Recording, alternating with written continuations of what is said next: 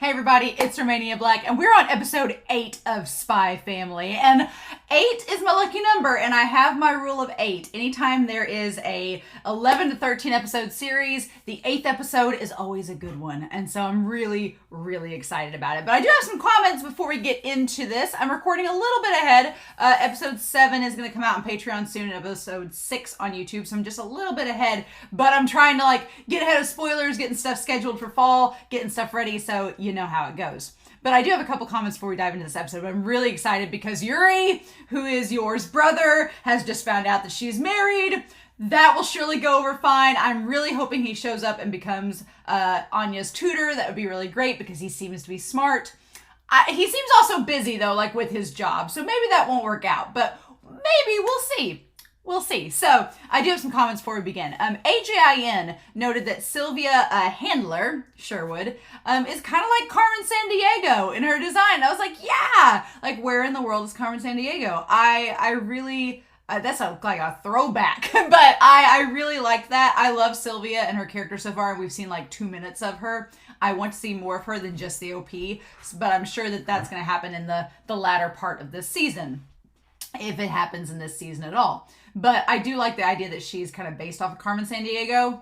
That was a good throwback. Thank you for that, AGIN. That took me back.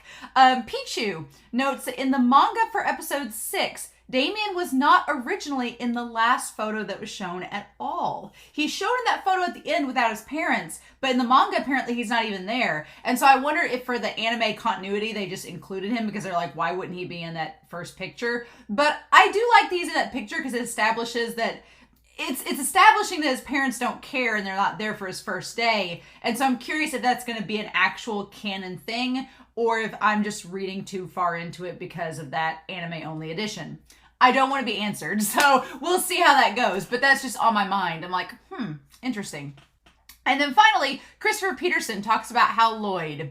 So Loid, because here's the thing, in episode 6, Loid didn't really research Anya's class, which is interesting. He was kind of really surprised that she had all these famous, people that were Intel's kids that were in there. And so Christopher Peterson comments, he's like, okay, did Loid just not do research on Anya's class? Did he not just do it before? Is it for comedic effect? Is Loid overstressed? Is he slipping? Is he getting a little too comfortable in his dad role that he's not doing a spy job? And I was like, or is it all of the above?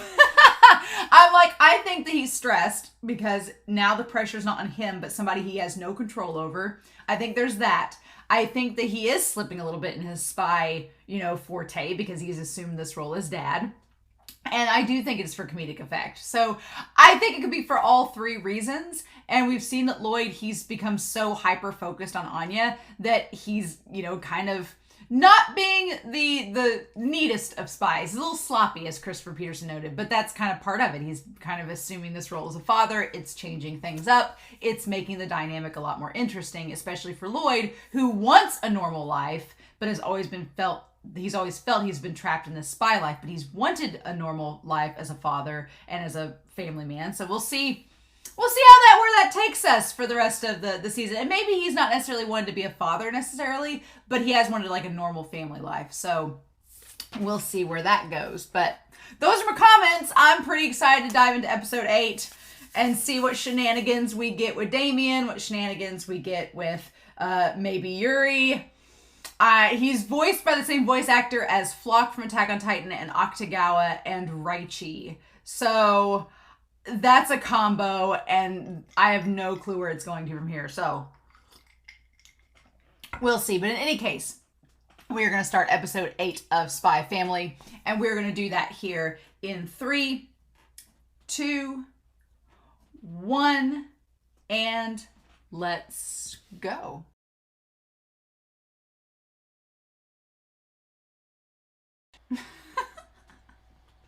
I can't believe they just ended it right there.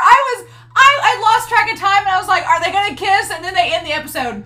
Rule of 8, man. Rule of 8 comes through. That episode was wonderful. That episode was absolutely wonderful. So, okay. Before we go any further, I said it in the reaction and I feel like I want to bring it up here. just real quick. So obligatory Attack on Titan spoilers. Let me talk for like a minute.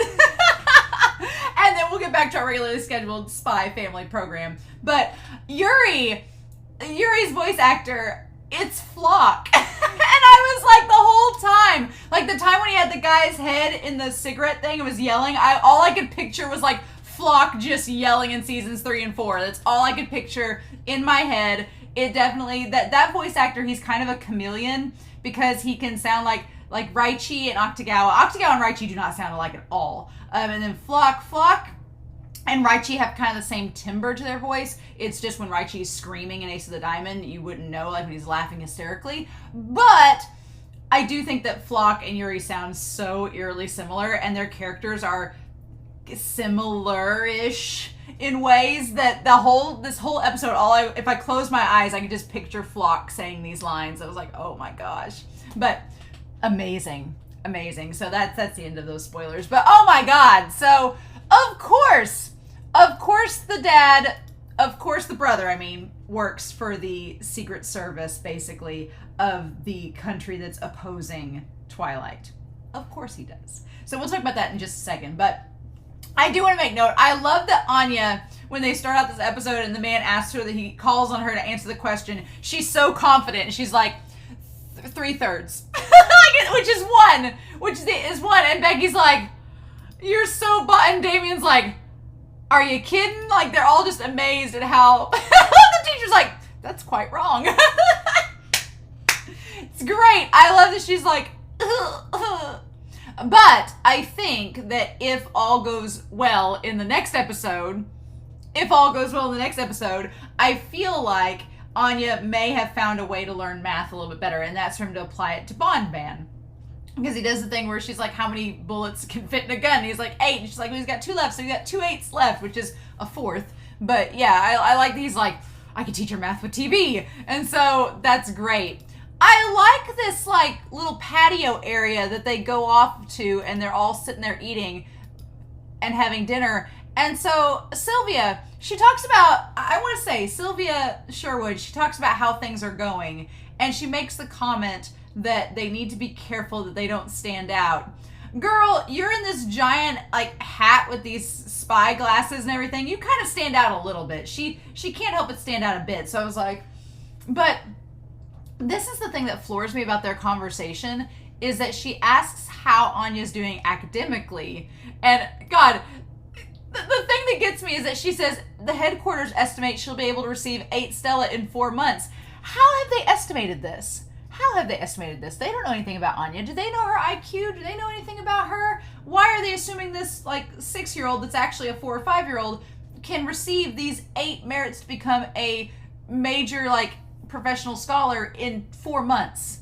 Like, where are they getting this from? And I love the animation that it cuts to Loid, and he's like shaking, putting the cup on the table. He's like, 4 months. He's just like, like he has to put the coffee down. He's like, oh my God. He's like, give me strength. He's like, not a problem. And she's like, your ability to lie has diminished. And he has the bags under his eyes. So yeah, to answer Christopher Peterson's question from before the reaction, Loid is stressed. Wise is not doing anything but add on more stress to him. And he's, become so enveloped in this role as a father and the mission that it's like stress compounding with stress. So Loid just does not have it going on right now. He's like, I'm confident she'll be able to get 8 Tonitrus bolts in 2 months, though. He's so confident she's going to get the 8 demerits instead of the other way around. And so she's like, our informant within City Hall was compromised this morning. So, and that gets Lloyd's attention. He's like, the enemy is stepping up its game. Be on your guard, Twilight. I shouldn't say this being the city, but be it Eden College or anywhere else, you never know where eyes will be watching you. I'm like, as she says this in a public restaurant area, but okay, we'll give benefit of the doubt, right? So this country's counterintelligence agency is quite tough.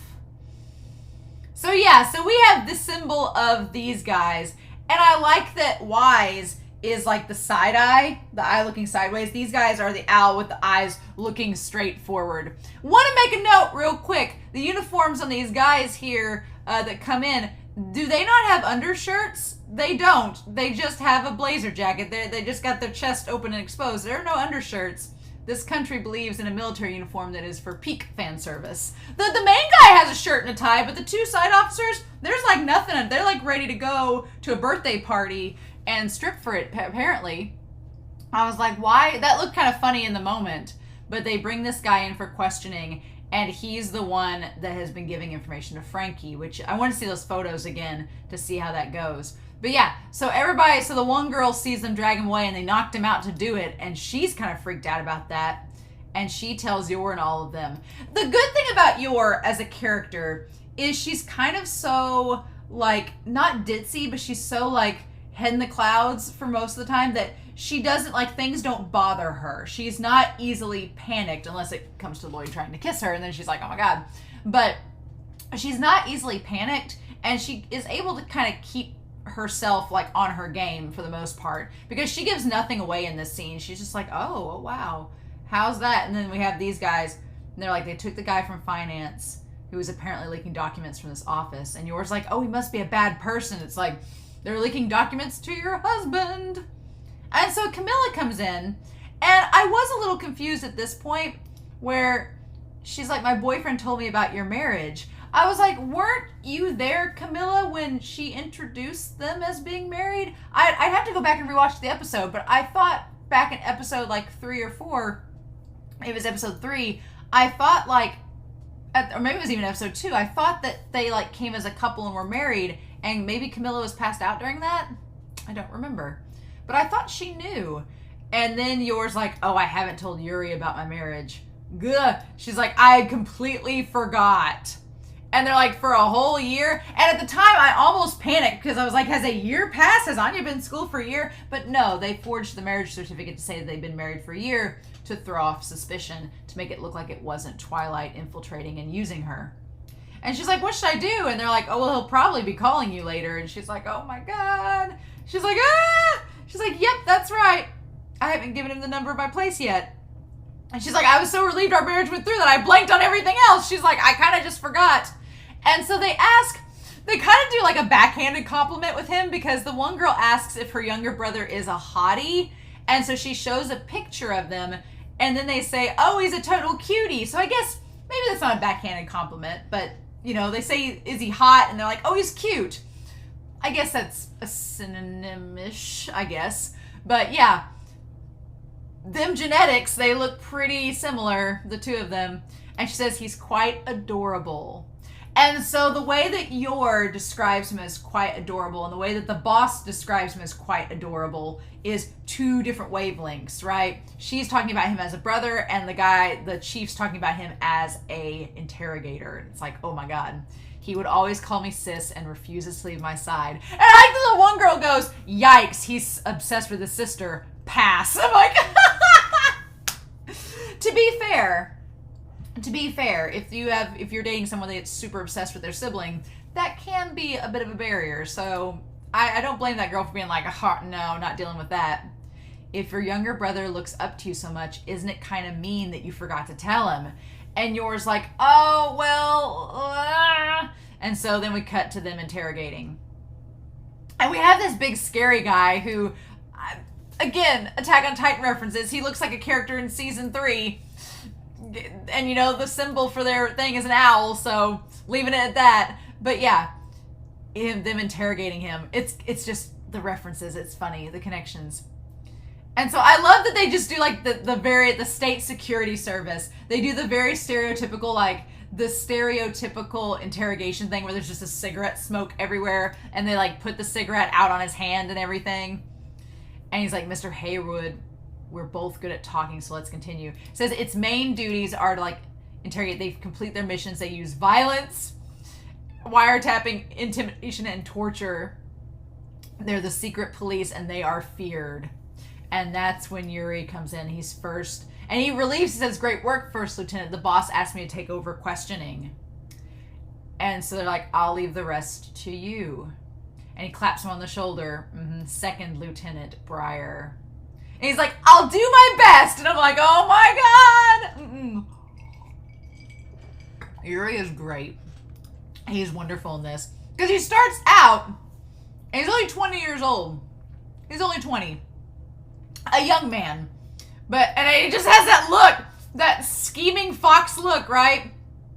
And so he starts out being very like calm and collected and being like, look, I've got to go see my sister, so if you could just tell us everything, that'd be real great. And so the moment the one guy says, why did the boss bring in a softie? He's just a kid. I was like, oh, no. I was like, no, this kid's probably like gonna kill this guy. And they're like, he's some elite that quickly rose up through the ranks. So him and Yor both have a talent. They have a knack. And they're like, isn't Yuri adorable? They both have a penchant. He's like some cute little puppy. Yeah. He's like, and that was all. All of these military guys, they look like strippers. Aside from the lieutenant, they don't have any shirt underneath their jacket. I'm like, that just seems so weird. I'm like, why? I mean, Yuri has one under his jacket, so it's curious. I don't know a lot of military regalia, though, so I'm sure everyone in the comments will be like, there are many military groups that do not have undershirts or ties with their uniforms. I'm going to just say that's great. It just looks kind of odd in this anime format. I'm just going to put it out there. And so our organization needs a kid like him sometimes. And he knows how to do the job, and he can be quite indiscriminate. So yeah, he's good at his job. He's good at interrogating. And so he like talks about his sister. He loves his sister very much. But then he brings out the photos. He's like, I'm super proud of her. And I'm going to go celebrate her marriage tonight. I haven't seen her forever, so I'm really excited. So if we can get this over with as soon as possible, that'd be great. Just spit it out already. And he's like, I don't know anything. And so we see, oh my God, yep. We see him getting information. But that doesn't look like Frankie. I feel like that's Loid. I feel like that's Loid who's giving the photos to. But Loid had the gear on so that he wouldn't be noticed by cameras and the wig and everything. So yeah. And they even get on to him. They're like, you've held these photos and just, didn't tell anybody about them. And Yuri says, I forgot to submit them. So him and his sister are a bit absent-minded. That seems to be a thing. And they both have a penchant for murder and torture and violence. And so everything was good. But the moment he gets onto him, he's like, do you know anybody named Twilight?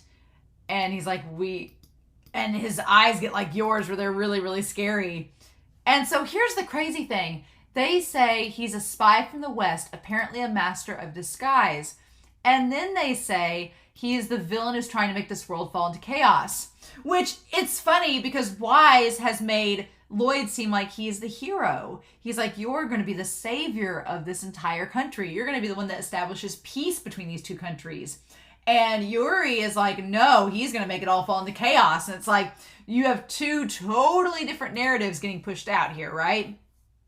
And Loid completely believes in his, and Yuri completely believes in his. And of course, he's like, this man will be my natural enemy. And I'm like, he's your brother-in-law. So it's the best. I love this trope. I love how they do it.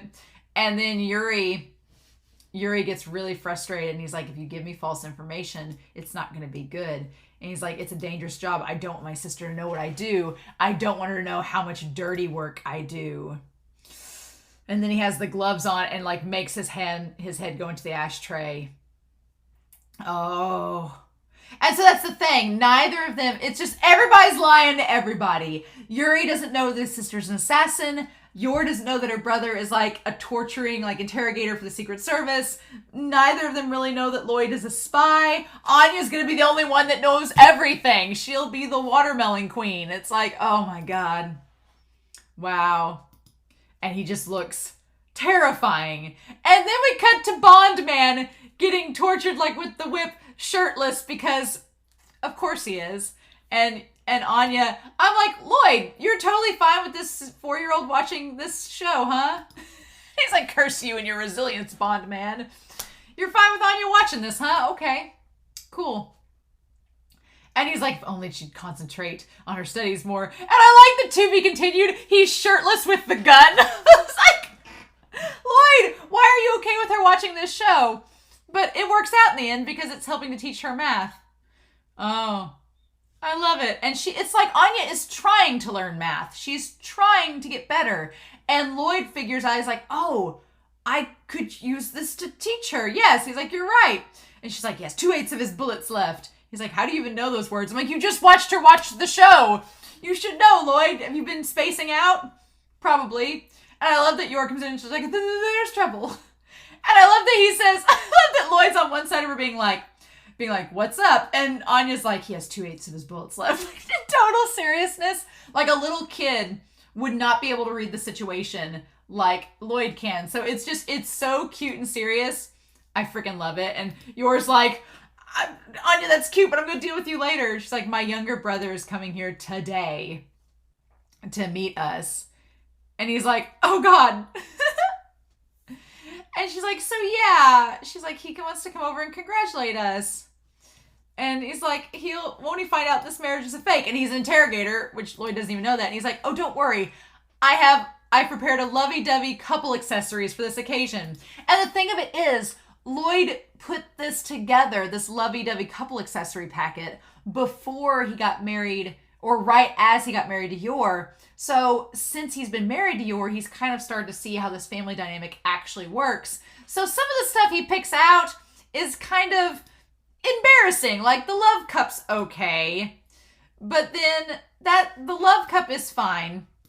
The marriage pictures are of them like hugging each other and they're blushing, and them not kissing, but them with their faces super close, and then with Anya, like, that part's all fine. But then the bedspread that has the 2 pillows that say yes and the giant heart in the middle, that part, he's like, and Anya's like, Mama and Papa are flirting, and they're like, we are not. If Anya sees them kiss, it's over. She's gonna be like, So what time did it say it was? That he still wasn't there yet. I was like, what time did he say that they weren't? Because it's already like 9 o'clock and he's still not there, which is pretty late to eat dinner. Like, when Loid says he'll make them food, I was like, dude, 9 o'clock, I'm an old person. I might have a snack by then, but eat dinner at 9 p.m.? And she's like, Mom's brother. And he's like, Unky. I love that they're reading Spy Wars. He has Spy Wars 1, she has Spy Wars 5. They're reading it to try to figure out how to teach her math. It's great. I love it. She's like, Anya will greet Unky too. I hope she wakes up in the next episode.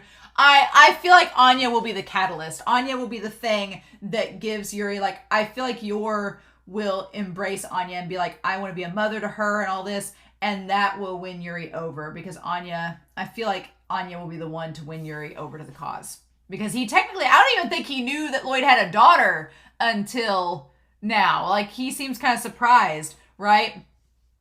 And the whole reason he's actually late is because he's getting this giant bouquet of roses, this obnoxiously large bouquet of roses. And then he talks about how he remembers her loving embrace, and now my whole body is tingling, and about the ribs that she broke.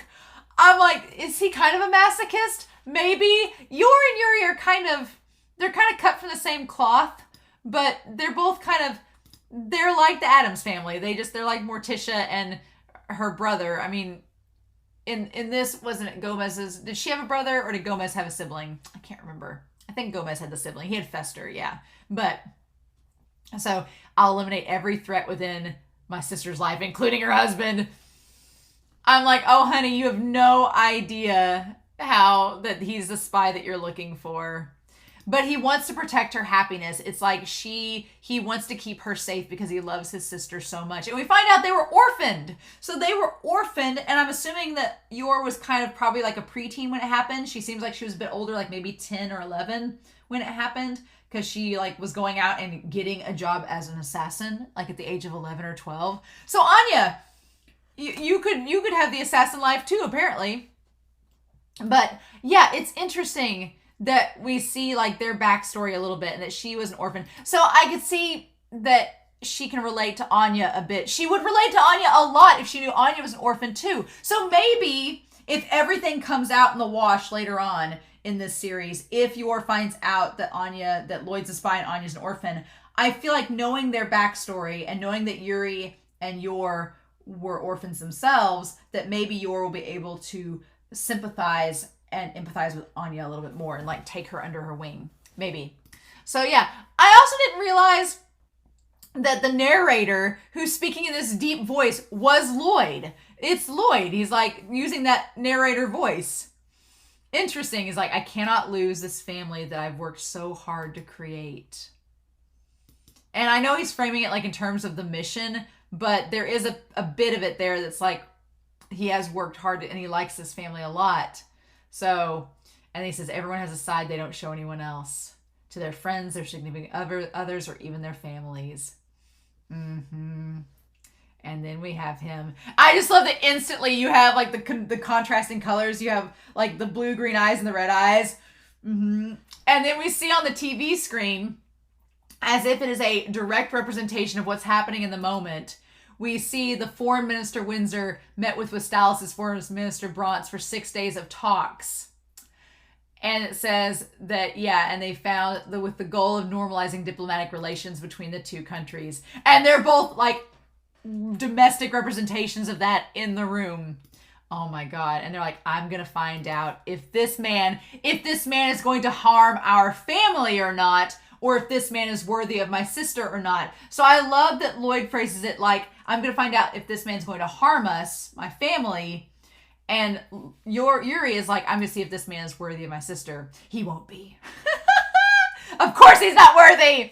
Even though he cooks great and is tall and handsome and compassionate. Mm-hmm, yep, it's great. I do agree that when...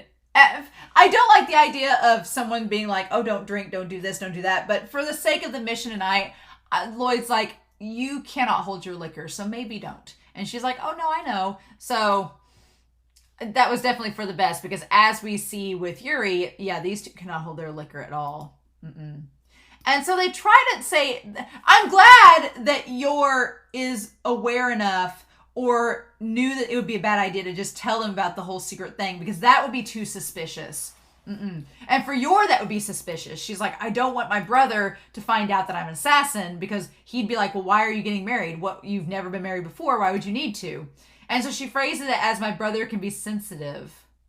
And if he found out I got married with someone I wasn't in love with, he'd lose his composure. Yes. And so it would be a trouble to you. And so the funny thing is he trusts her, and she just says, I forgot.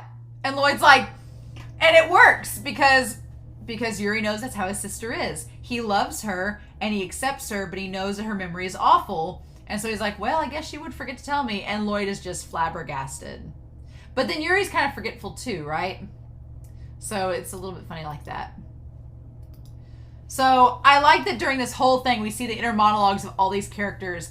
And Yuri is like, I need to stop having this bad attitude, because otherwise my sister is going to end up being mad at me, and I don't want that. So I need to fake it. I need to fake being nice. And then, yeah. And the two of them talk. And what gets him is that he's like, what do you call my sister? And he's like, well, I call her Yor. And he's like, does she call you Loidy? And he's like, no. And she says blatantly, she's like, I call him Loid, but that's enough to make him like go into like this rage and start drinking. And like asks him how many restaurants, how many times, how many encounters led to your courtship. And Loid's like, oh God, you're a crazy brother. It's like, oh my God. It's hilarious. And I like that he just gets so mad about it and just starts drinking even more. But Loid realizes that the methods he's using are for the spy agency. They're like tried and true methods of interrogation. And he realizes that this guy is going to be... At first he says it's no good. But then he realizes that, no, maybe I could use the brother to help us gather intel. And I'm like, if you play your cards right. Because otherwise I think it's not going to work well at all. I think, Loid, that is a gamble. But Loid's like, you can't fool me. I'm a master spy. And Yuri is like, I'm a prodigy. So there we go. But God, this is so good. I love it. So then we get the flashback of them. And he talks about her part-time job. And she comes in with the blood on. And he like questions her. And she's like, oh no, it's fine. I got you a book. And she's like, oh, it's nothing. And she's like, it's not my blood anyway. Oh my God. And it's kind of messed up that he just accepts it. But that's just kind of how their dynamic is. And if she's not hurt, it's okay. And then as they get older, she still has the blood. I love it. She still has the thing and everything. Oh my God. You don't have to work anymore, sis. He's like, she would always work herself to death for me. She'd work somebody to death, that's for sure. But it wouldn't be her. But he's like, so I made up my mind that I was going to become a proper adult and be a man who could protect my sister. And I'm like, oh, honey, you have no clue that she does not need your protection. That's the thing. And so he's like, I want to protect my one and only family member. So, and I love that he gets as intense as Yor does. Like when he has the intense evil eyes, he gets as intense as she does. But they're all each other has. So it makes sense why they're so devoted to one another. And he's like, how it feels to have the most important person in my life suddenly taken by some guy who appeared out of thin air. Yeah, that would feel bad, right? Because it's bad enough if you're close to your sibling and they get married and you suddenly aren't around him anymore or have that connection. That's bad enough. But for it to happen like suddenly without him being able to like mentally or emotionally prepare himself, yeah, that's a pretty big deal. Mm-hmm. And she's like, oh, Yuri. He's like, I wanted you to get married someday and find true happiness. But that guy has to be someone who could protect you even better than me. And I love that Loid is just like, I love her and she's already part of my family and I would protect her against spears or meteors, whatever. And then I like that Yuri's like, I could protect her from spears, but meteors? I'm like, you guys are just, it's a good thing you're pretty. And so then he asks them to kiss. And he does, because he doubts. He's like, they wouldn't touch each other. And I love how he says, like, kiss. He said, kiss right here and now. Like, the way he says it is, it's very flock. I'm just going to say. It was very good. And they're both like, mm-hmm. And I love that it takes Loid, like 1 second to be like, nope, that's what we got to do. It takes him, like, 1 second to realize it's just a kiss. I've been with women before. I've been able to handle myself. Why am I worried? I can do this. So he's like, I have no problem. But Yor, I don't know if Yor's ever kissed anybody. She may not have ever kissed anybody, to be honest, because her line of work doesn't really involve hanging around people too long before they're dead. So she may be like, oh my God, this is my first kiss. Loid. And granted, not a bad person to have your first kiss with. This man has experience. But she's like, I know we need to do this, but... And he even, like, puts his hand on her back and does, like, everything. And she's like, oh, my God. So I'm like, and he even has, like, the dreamy eyes. Like, the dreamy half-closed eyes. I'm like, girl, just see it through. Just see it through. But, oh, my God. I don't know.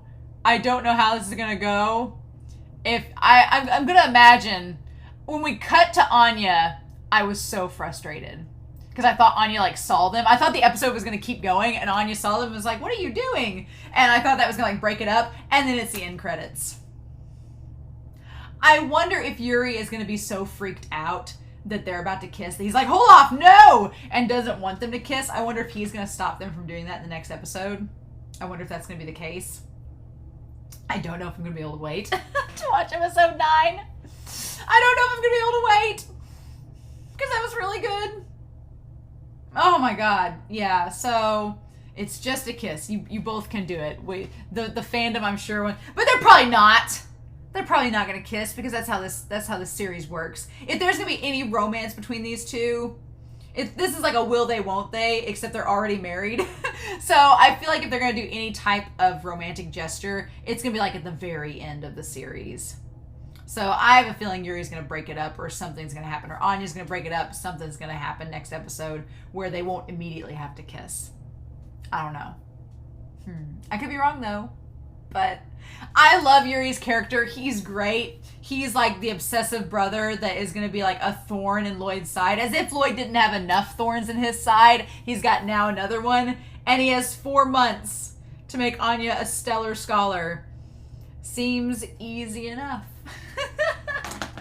So, I'm really curious to know your thoughts down below. Please no spoilers, but this episode was really good. The Rule of 8 lives up to its name. Mwah. Very, very happy with that. Really good episode all around. So, but yeah, I guess we shall see, right? We'll see how this goes and what ends up happening with our lovey-dovey family. And how they convince, they have to convince Yuri somehow. So I'm very curious what they're going to do. If it's going to be like if the kiss gets broken up, but Yuri makes them do like another trial or something like that. I'm curious to see how that goes. So I'm curious to know your thoughts down below. Please no spoilers, but I hope you all have a wonderful week. Please stay safe, take care, and yeah, I'll be back next week with more of Spy Family. Bye.